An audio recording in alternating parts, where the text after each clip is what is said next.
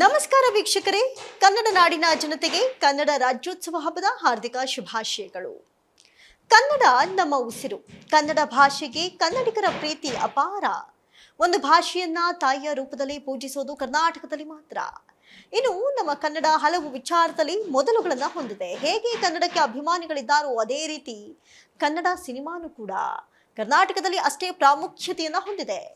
ಹಾಗಾದ್ರೆ ಏನೆಲ್ಲ ಪ್ರಾಮುಖ್ಯತೆಗಳಿದೆ ಇವತ್ತಿನ ವಿಡಿಯೋದಲ್ಲಿ ತಿಳಿಸ್ತಾ ಹೋಗ್ತೀನಿ.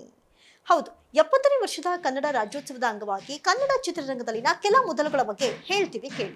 ಕನ್ನಡ ಚಿತ್ರರಂಗದಲ್ಲಿ ದಿನಕ್ಕೊಂದು ಹೊಸ ನಟ ನಟಿಯರು ಬಂದು ಹೋಗ್ತಾನೆ ಇರ್ತಾರೆ. ಅದರಲ್ಲಿ ಮುಂಚೂಣಿಯಲ್ಲಿ ಬರೋ ಹೆಸರು ಅಂದ್ರೆ ಅದು ಡಾಕ್ಟರ್ ರಾಜ್ಕುಮಾರ್ ಅವರು.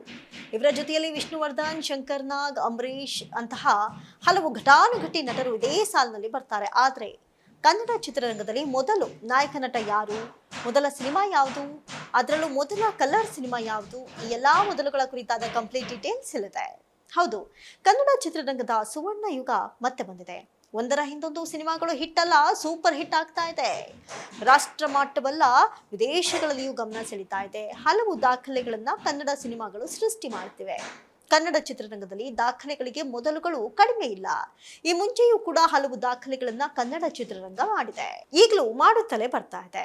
ಇನ್ನು ಕನ್ನಡ ಚಿತ್ರರಂಗದ ಮೊದಲ ನಾಯಕ ನಟನಾಗಿ ಪಾದಾರ್ಪಣೆ ಮಾಡಿದವರೇ ನಟ ಸುಬ್ಬಯ್ಯ ನಾಯ್ಡು.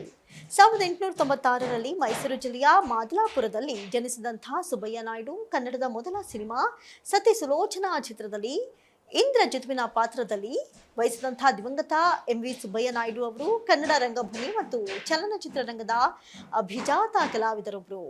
ರಂಗಭೂಮಿಯಲ್ಲಿ ಅನೇಕ ಪ್ರಯೋಗ ನಡೆಸಿದವರು, ರಂಗಭೂಮಿಗೆ ಶಿಸ್ತು ಮತ್ತು ಗ್ಲಾಮರ್ ತಂದವರು. ಪುರಾಣ ಪಾತ್ರಗಳ ಅಭಿನಯಕ್ಕೆ ನೀಡಿದ ಹೊಸ ಬಗೆಯ ಶೈಲಿಯು ಮುಂದೆ ಅನೇಕ ನಟರ ಮೇಲೆ ಪ್ರಭಾವ ಬೀರಿದವರು.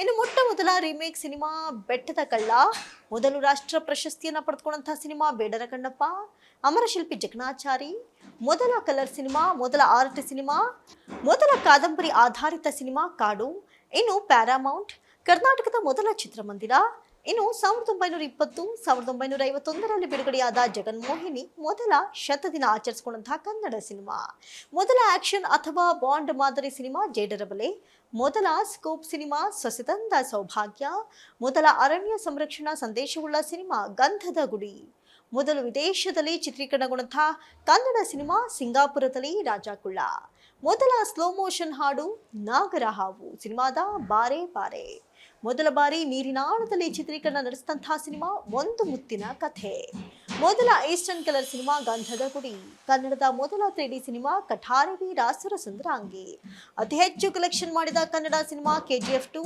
ಅತಿ ಹೆಚ್ಚು ಬಾರಿ ಬಿಡುಗಡೆಯಾದ ಕನ್ನಡ ಸಿನಿಮಾ ಓಂ, ಮಲ್ಟಿಪ್ಲೆಕ್ಸ್ನಲ್ಲಿ 1 ವರ್ಷ ಓಡಿದಂತಹ ಮೊದಲ ಕನ್ನಡ ಸಿನಿಮಾ ಮಿಲನ, ಹಲವು ಭಾಷೆಗಳಲ್ಲಿ ಡಬ್ಬಾದ ಮೊದಲ ಕನ್ನಡ ಸಿನಿಮಾ ಮಹಿಷಾಸುರ ಮರ್ಧಿನಿ. ಒಟ್ಟಾರೆ ನೋಡಿದ್ರಲ್ಲ ವೀಕ್ಷಕರೇ, ಇದಿಷ್ಟು ಕನ್ನಡ ಚಿತ್ರರಂಗದಲ್ಲಿನ ಮೊದಲುಗಳು. ಇನ್ನು ನಿಮಗೆ ತಿಳಿದ ಇನ್ನಷ್ಟು ಮೊದಲುಗಳಿದ್ರೆ ಮಿಸ್ ಮಾಡದೆ ಕಾಮೆಂಟ್ ಮಾಡಿ.